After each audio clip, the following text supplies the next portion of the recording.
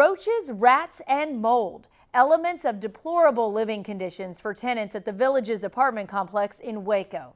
Now, new management is taken over, but according to 25 Investigates' Joe Gum, there's a new problem. He joins us now. And Joe, what could be worse than roaches, rats, and mold? Yeah, Lindsay, how about taking their money, the money they've already paid for rent? And this isn't just one tenant. As we learned, there's a long line leading right to the manager's office. And tonight, you'll meet just 3 of the tenants, all wanting to keep their identity hidden. Oh man, we've been dealing with mold for the last 15, 20 years. And nothing has been done. Nothing has been done about it. Nothing. For this 69-year-old tenant of the Villages apartments in Waco, this is now his life. He's not only seen mold, but rats and roaches as well. Now, the latest problem he's accusing new management of doing? Falsifying paperwork for extra charges. That's the main concern. Everybody around, and she had a mob over there yesterday. They wanted to get in there and see about their rent and check on various things about all these extra charges, but she won't talk to them. And it's not just him.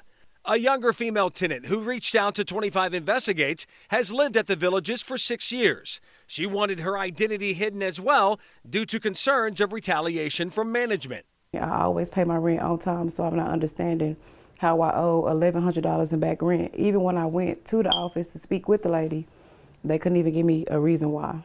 And when an older female tenant who has lived at the Villages for 11 years had proof for the management office she wasn't late on her rent. But it's like you didn't hear me. You didn't say, you just said, well, give me a copy. Let me get a copy. And I said, well, get back with me. Okay, when they did get back with me, it was a note on the door. The note saying I still have to pay these late fees. To find out why these so-called phantom charges are being imposed, we visited the manager's office and actually found another tenant complaining about a notice she received. Are you disputing it? Yeah, that's what I actually came over here talking about too. We eventually spoke to the manager, but we are willing to talk to you. However, I am not consenting to be videotaped right now. Since our unannounced visit and inquiry to the issues there obviously struck a nerve, Michelle Folino, the regional vice president of Preservation Management, Inc. out of South Portland, Maine, was contacted. And during our conversation, we learned we have not managed this property for very long. And so in the time that we've managed it, we just took over late in March managing it. And so there's just a little bit of a cleanup process often when you take over a new property. And some of it, you have a changeover in staff and everybody's kind of trying to figure out the property. The prior management company was fired without notice.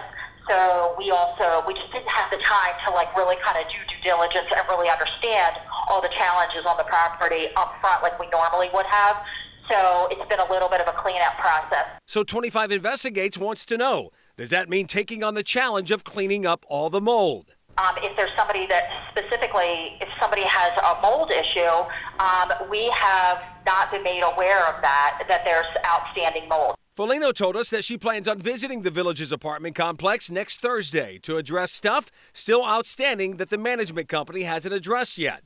As for at least this tenant, he says he'll believe it when he sees it, but he might be a little skeptical. They're not going to do it.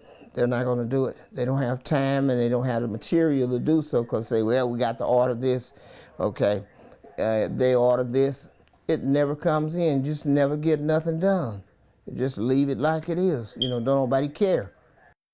Well, in the meantime, Folino also says in light of this story, they will alert the tenants of a complaint line that they first put out when they first took over back in March of 2018 and remind them of that number. She ended the conversation with me on the phone by saying, quote, I don't want anybody that's not happy in their unit. I want to do what I can to make them happy, end quote. For 25 Investigates, I'm Joe Gum. Lindsay?